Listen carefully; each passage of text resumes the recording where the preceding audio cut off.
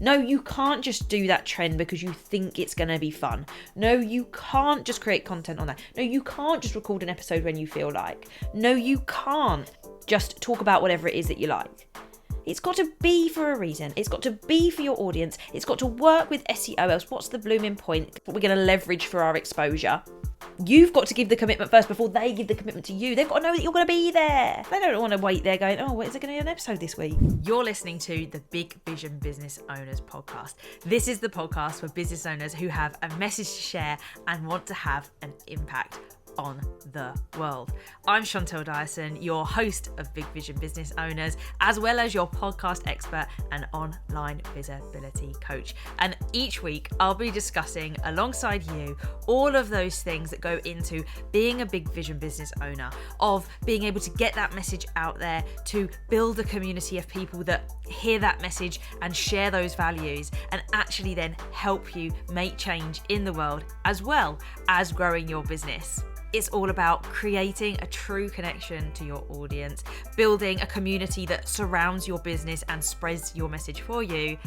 And it's about changing the way the world thinks, one podcast at a time. And with that, let's begin with today's episode. We are going to be delving into my favourite topic ever, because this is what I help people do. This is what my focus is. And it's what I spend most of my time doing or revolved around, which is podcasting. And I know that from people that I've spoken to, starting a podcast can feel like the scariest thing. So many of you say to me, I really want to start a podcast. I'm just really worried about starting it. Like, it's scary. The tech freaks me out.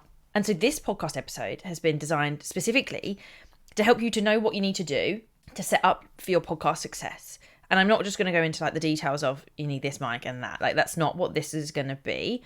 That's quite simple to do. Use your phone or get one of these, which is a Blue Yeti microphone. Done.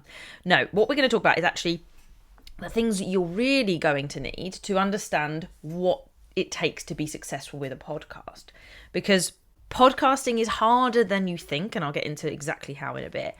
But 90% of podcasts don't make it through past their third episode. And I know some of you are sitting there going, that is me. I started it and I've stopped it. You might have even got to like episode 8, but you haven't made it beyond that. And you know that you're one of these people that stopped for a certain reason. And that's because of a few different things. I've got 7 here, and I'm going to add to it if I think of any more. 7 things that people have overlooked and don't realise. Actually, I can think of 8, which kind of summarises them all, really. So we're going to jump straight into them so that you can get so much value out of this episode. Feel free to screenshot this and share it as you go when you hear one thing that like really speaks to you and why you haven't started a podcast or why you stopped recording your podcast previously. Screenshot it, share it, and tag me in on Instagram so I know which one it was that resonated with you. But the first mistake kind of thing that people think is that podcasting is just talking. It's just talking at a camera. It's just having a conversation on camera. And that is well and good, and that's going to be easy. And then you realise the reality of it, because I don't just talk to the camera.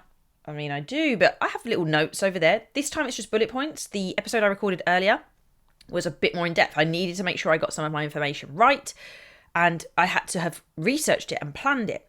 And all of that is not straightforward.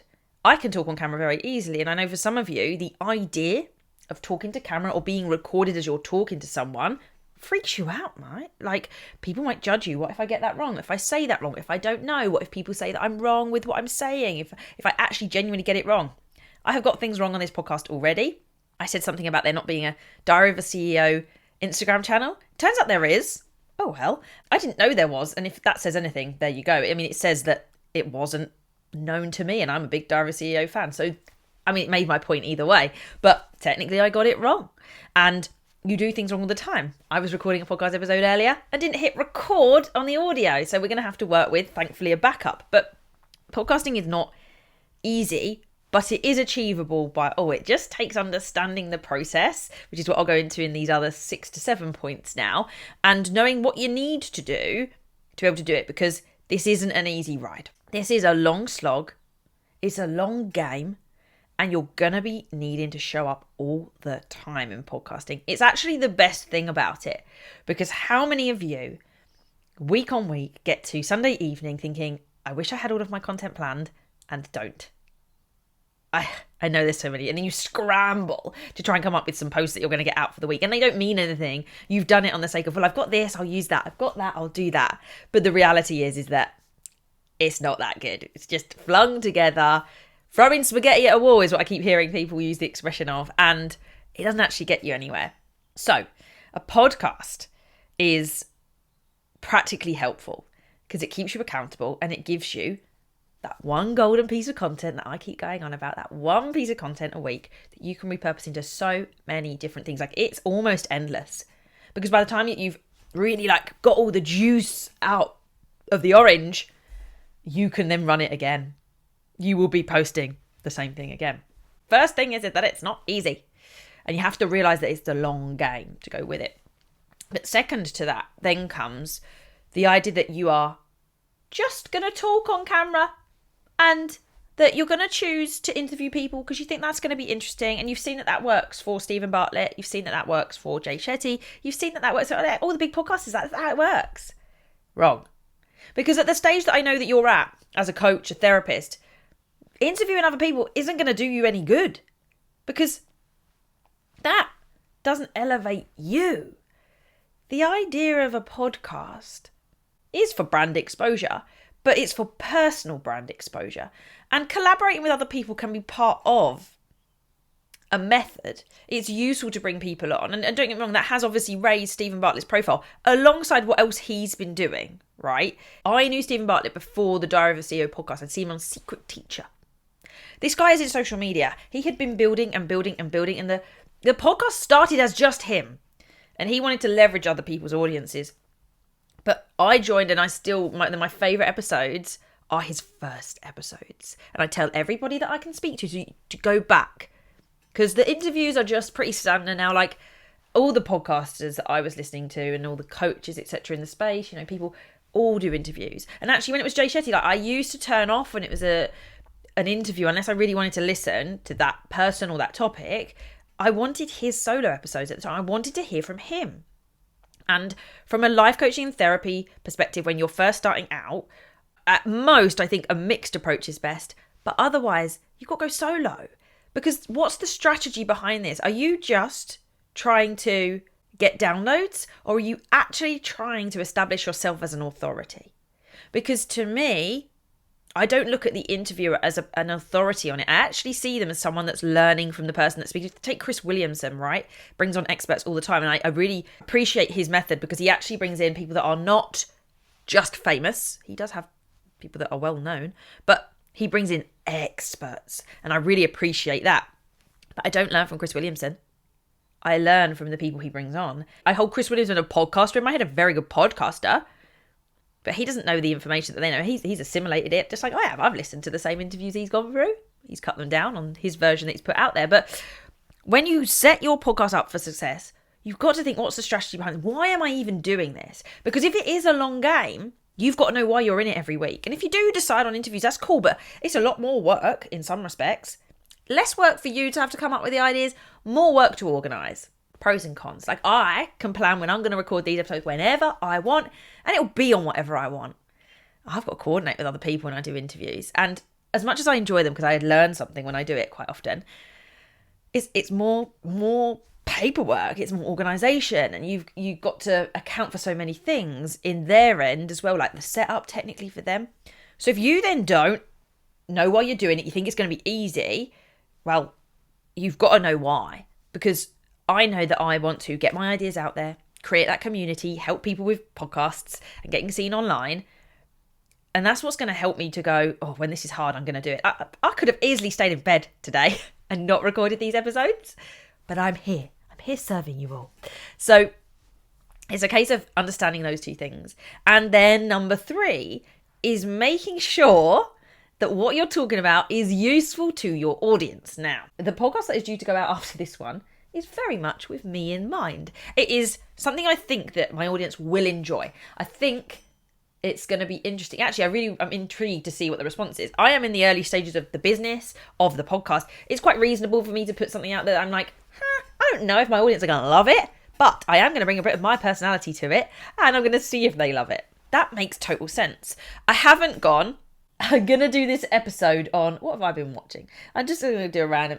I've been watching Squid Game The Challenge. I'm going to do an episode on that. Although there was one moral compass point that I do want to discuss. But, like, how can I fit that in a podcast episode? Is usually what I think, as opposed to let's do an episode on it. Or let's do an episode on what the episode is on next week, but not make any relevance to business ownership or to podcasting. So it's when you don't care what it's about and you're like, I'm just going to do a podcast on things I want to talk about. Unless you are a person that is known and liked for being just that, you, with no interest in the fact that you are a business owner in my sense, or in your case, a life coach with a particular story.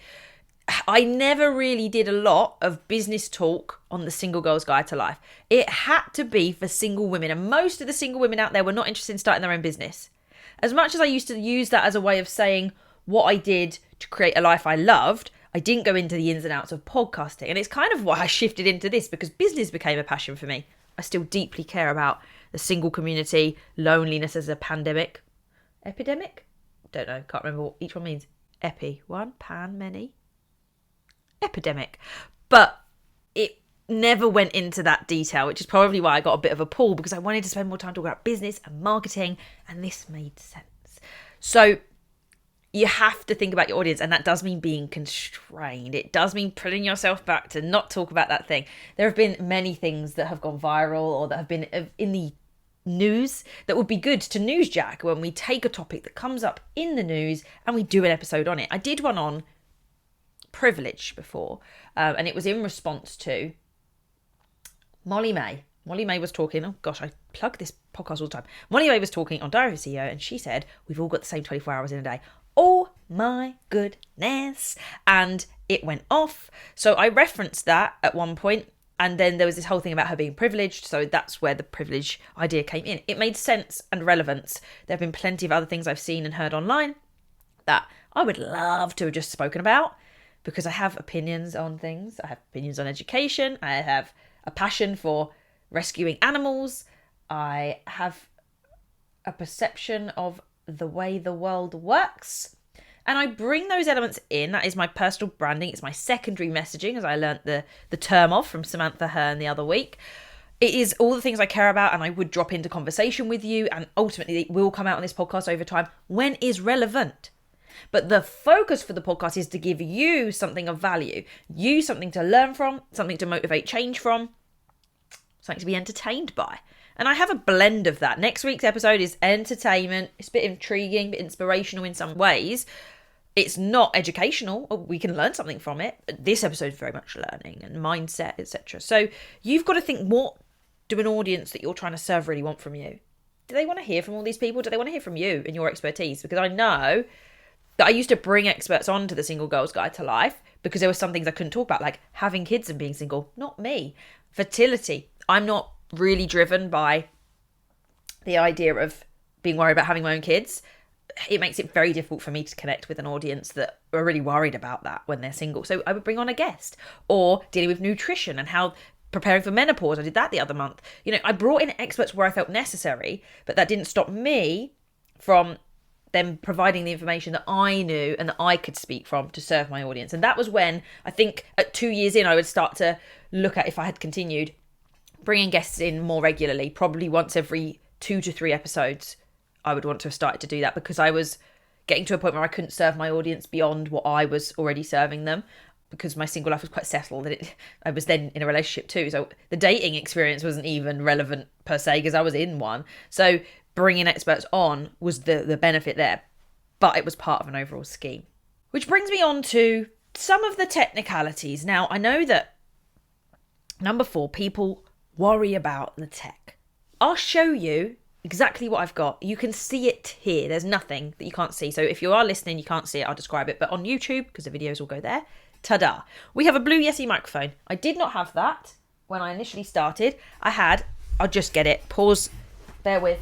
When I first started, it actually cost more than the microphone I use now, and I sometimes contemplate why I'm not using it now. I got gifted the Blue Yeti microphone. That's why I use it.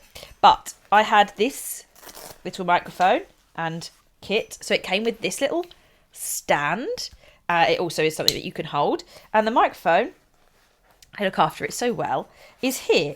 I can't think what exact number this is. I think it's a Shure, oh, here we go. A Shure MV88 Plus. It's like that. It's a little bit more rounded when it's not been squidged down. But that would then just sit in there. And I used to have, and it's still down there, a little box to help dampen the sound. Now, once I went to video, the box became a pain in the neck because it was always in shot. And I need my video to not have a box in shot because that looks annoying.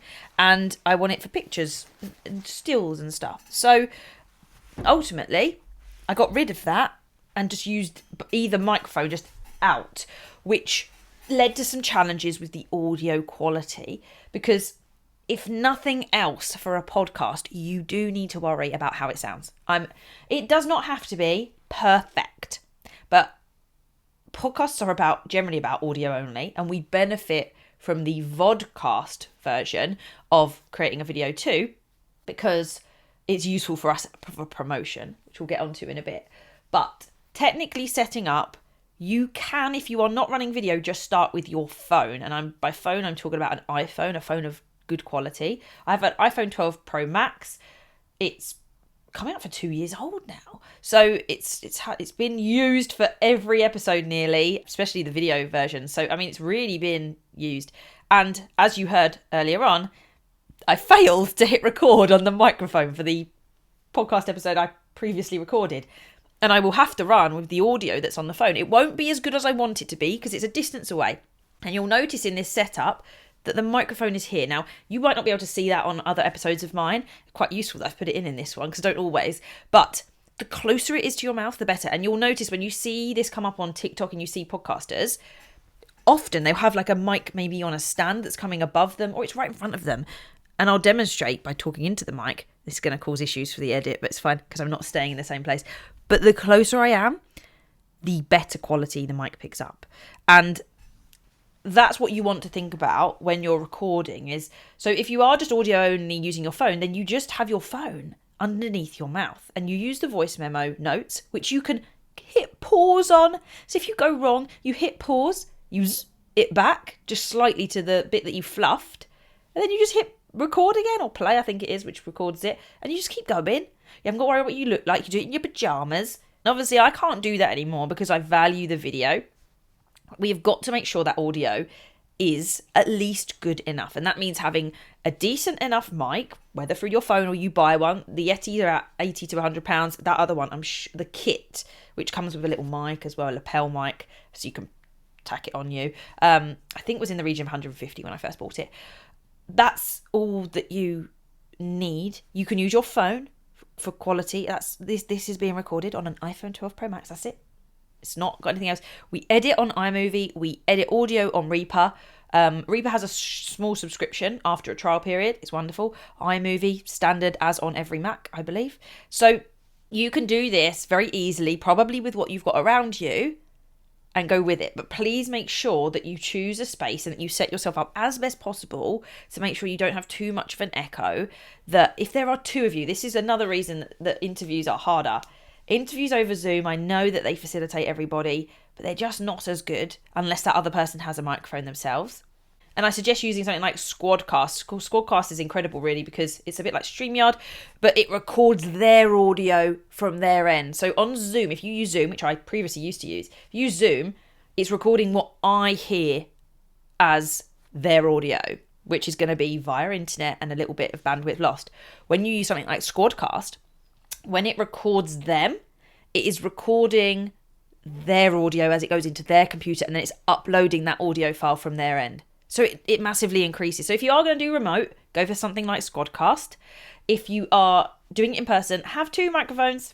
I'm sorry, but you need a microphone for each of you, unless you're going to literally talk at the mic both sides and almost feel like you're kissing because one of you's one side and one of you's the other. The Blue Yeti has some different settings, so it changes which side it listens to and can be both.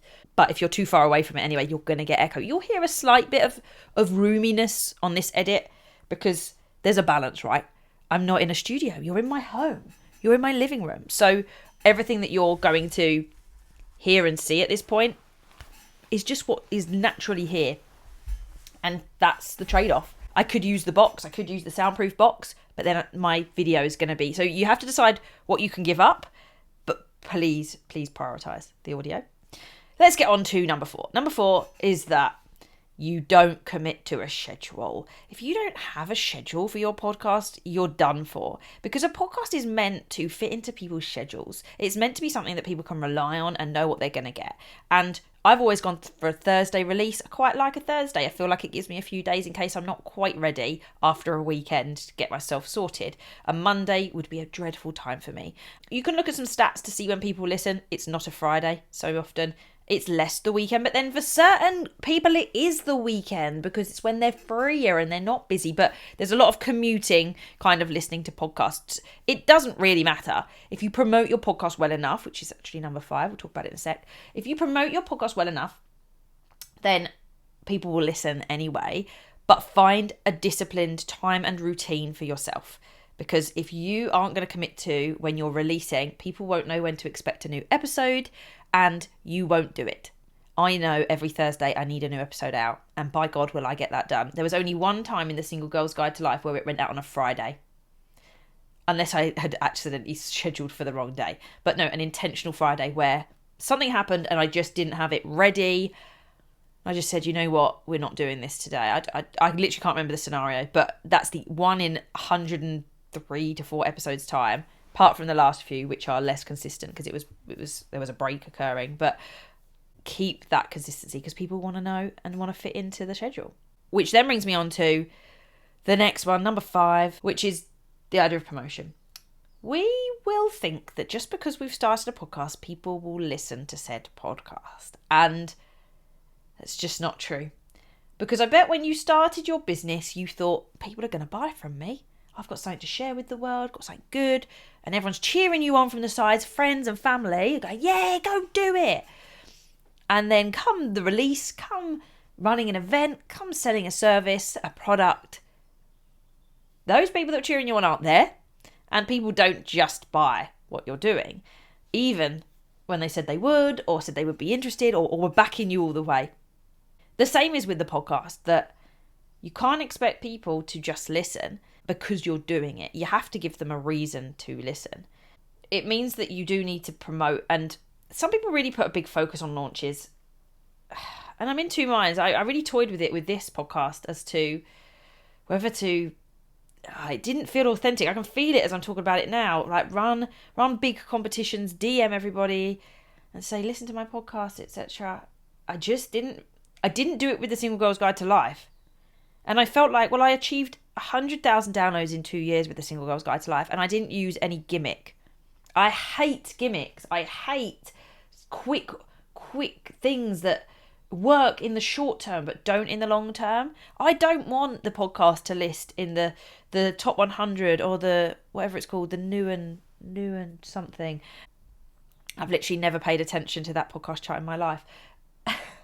And that might sound bad from a podcaster. I understand why it's useful, but it doesn't feel right to me to do it in a way that's not organic. I'm just organic through and through. So it's up to you how you promote your podcast and how you want to go about things. Other podcasters, other people that help people with podcasts would say to run a massive competition. I did run a small competition for people on my mailing list. That's how I did it. I did it for the people that I cared about and I knew cared about me and wanted to know about it. I didn't run this massive competition just for anyone for the sake of getting a few emails and for getting in a chart on the first few weeks. Although we did get to something like 88 on the entrepreneurship chart on Apple Podcasts, which I'll take that. And I wasn't intended for anything in particular. I want to get to the charts at some point, but I'm not here to chart. It comes back to number 2 of the strategy and the intention behind what I'm doing. I'm not here to chart. The charting doesn't actually matter. What matters is the people that listen to this podcast.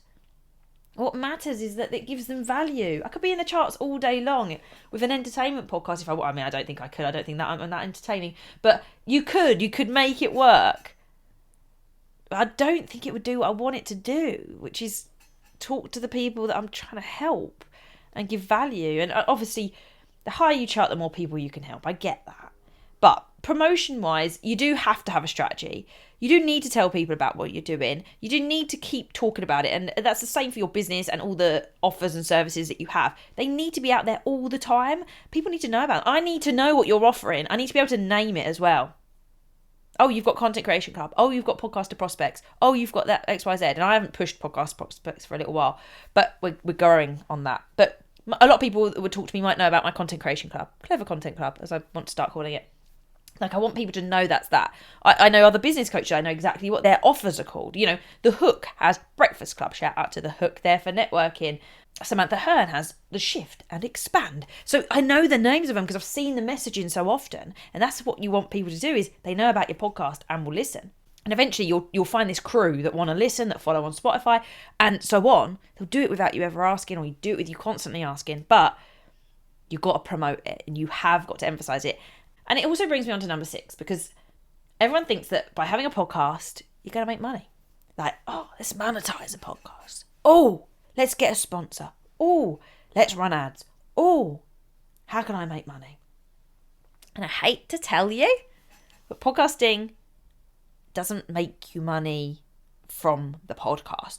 It can, don't get me wrong. So if you are someone that's chasing that, which you're then chasing the downloads, because you have to get to a certain number of downloads before sponsors really consider. You could get some like micro sponsorships. By all means, you could get a sponsorship right now. I could do that myself probably. If I asked enough people and just said, look, last podcast grew to 100k downloads. You know, that first episode has had XYZ downloads in the whole time. Let's put a baked in ad in right now for 30 quid. It'll be there forever. So even if once it gets big, you know, it's only getting 20 downloads an episode at the moment, but once it's getting 2,000 downloads an episode, like you'll be there as the first episode that was there. It will always be there. It won't ever go. You can do that if you want, but it takes a long time to establish a podcast. Even like the big people, unless you're famous, like it takes 3 to 6 to 9 to 12 months to really establish your podcast. If you're brand new, then you might be getting your content right. Like if you're not even versed in posting online, then you might not even choose the right pillars at the start, and you have to kind of like take a step back, take a break, and then relaunch again because you realize that you went down the wrong route, that you didn't choose the right topics. Or you might naturally be able to blend. You know, you are allowed to change format, you're allowed to change what you're talking about. It is part of the process. But to think that you're going to monetize the podcast early on, like take Shits and Giggles, the podcast. If you haven't seen it, it's a completely entertainment podcast with 2 guys. I don't know their names off the top of my head. James and Fuhad? Is that it? Anyways, they are entertaining. I have never, ever listened to their podcast. Ever. But I have seen many clips. I watch, I love it, follow their page. But I've never listened to the podcast. I've seen one of their ads, which was with Durex. So I assume that they got some money from that. And I know, I think it's Fuhad, one of the guys only quit his job semi-recently. That was the first time I'd ever seen the clip where James, the other guy, announced and said, well, you've just quit your bar job. And their podcast is incredibly popular. It's very well known. I'd be surprised if you hadn't heard of it. But as I spoke to my hairdresser, shout out to Claire's Hair Lounge, she had not heard of it. She absolutely loves it now. She hadn't heard and really didn't listen to podcasts at all. And again, we're not even listening to the podcast. We are listening to... I'm listening to the clips. Just looking at some stats for them. They've got 1.7 million followers on Instagram, 1.4 million followers on YouTube. So you can sense the sort of impact. They're top for entertainment in the UK charts quite a lot. Shits and Gigs is a top 5 Spotify podcast hosted by best friends James and Fuhad. So they've monetized and been able to quit their jobs. How long have they been doing this? A long time. Like, you don't just get to make it straight away, and it takes promotion, it takes having a good content, and theirs is entertainment, and they're 2 fantastic characters. But monetizing is through your business. This is a platform for promotion of your products and services. It's the way that people will get to know, like, and trust you and start coming to you. Like, I don't get tons of inquiries, by the way, but the amount of closes that I make with my calls is quite high. I need to sit and do the numbers. I don't have that many calls, but the calls that I'm having is a good closing rate. And that to me is so important. I want people to be put off. I want people to know how much it is to work with me so that they can decide where they're going to sit. I want people to know the kind of experience they're going to get and decide if that's for them or not, and so on. That's how I'm going to do stuff. And that's what people get through the podcast. They get to test what it's like to work with me because they can hear my personality. They can see me on a screen. They know what they're going to get. And then they DM me and say, how can I work with you? Or they start clicking through links and get their name on things. And then I call them. But they'll have said, oh, I've listened to the podcast.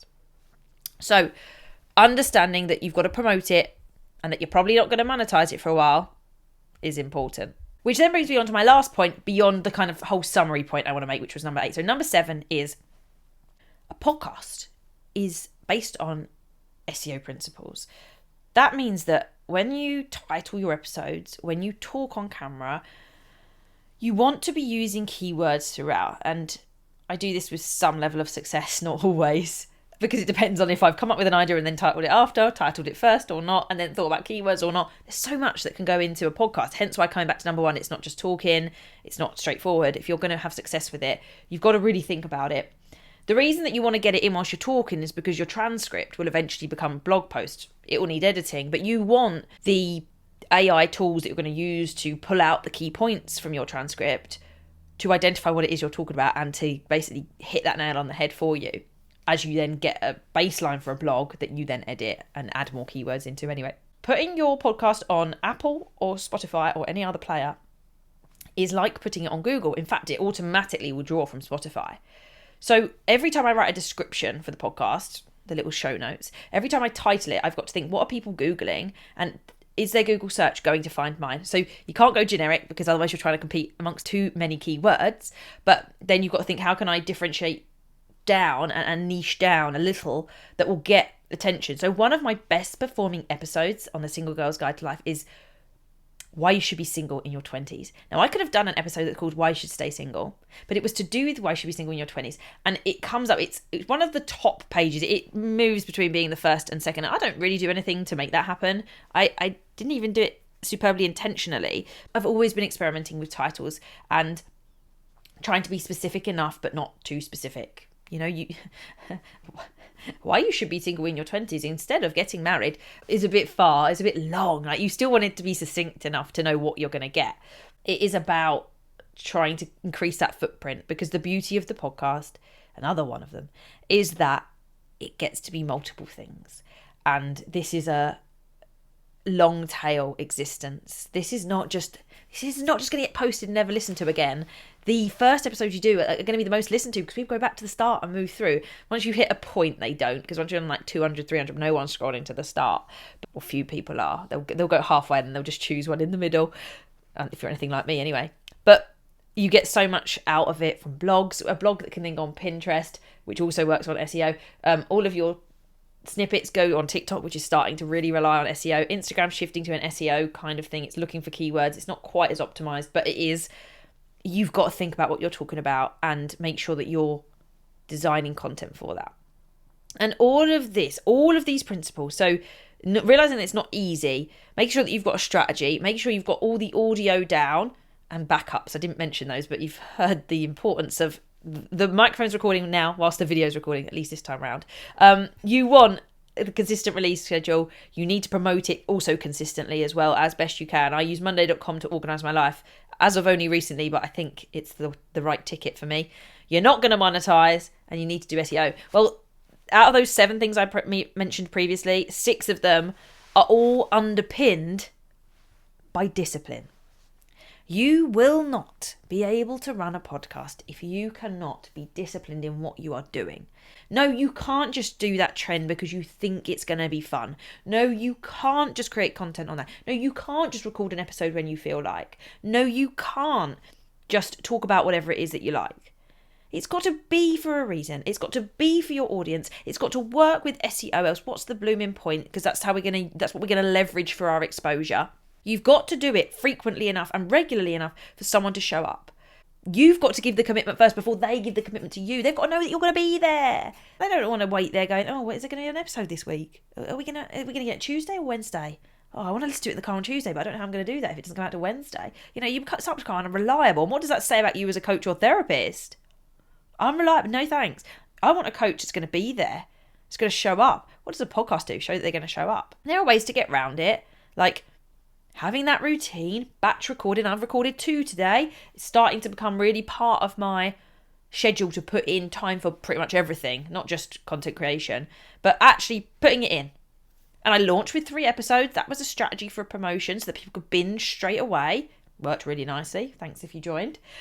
It is about the boring. It is about making sure that you set yourself up with multiple episodes in the bag as well. I'll give you that little tip too. You know, I had one. We'd changed the tactic, you see. We recorded 4 thinking we were just going to do 1, 2, 3, 4. 4 weeks ahead. Sounds great. That's where you do want to be at. And then I changed my strategy and went, I'm going to release 3. So I only had 1. Hence why today has been an important day to get stuff recorded. But I'm disciplined. I've got to get 2 recorded. 1 for this week, 1 for the week after, so I can at least get myself back ahead. And I will probably do 2 more next week in the week. I'm pretty sure it's scheduled already. So then I'll have 2 more. So I'll be 3 ahead, etc. You can see where this is going. But I have to get it done. And there's no point doing these if I don't then repurpose everything. So that needs to get done as well. You know, there's so much that has to get done. I got to do it. I got to show up. You've got to have a level of commitment, a really strong reason why you're doing it that really serves your business, isn't just for downloads and accolades. It's actually part of your whole ecosystem, possibly at the top of your ecosystem, if it's anything like mine. And then you will have to show up regularly for yourself, for your audience, for your business, and go from there. So there are my points for making sure that your podcast is a success before you release your first episode. If you want help talking about naming your podcast, because I didn't go into that, but I feel that that's another one that people always like, oh, I've got questions. Drop me a DM and we can talk about how you name your podcast. I'll do some content on it at some point. But as I said, hopefully one of those things has really stuck out to you, if not all of them. And if nothing else, it's the discipline that is required, the commitment to a podcast. It's not an easy game, but it is one that you get the greatest payoff from because of all the assets, because of the value that it gives your audience, because of what it does therefore for your business, because they've got value. All adds up. So I hope that has inspired some of you to actually sit down and get this podcast ready, thought about launching it and get going with it finally, so that we can together change the way the world thinks, one podcast at a time. I'll see you next time.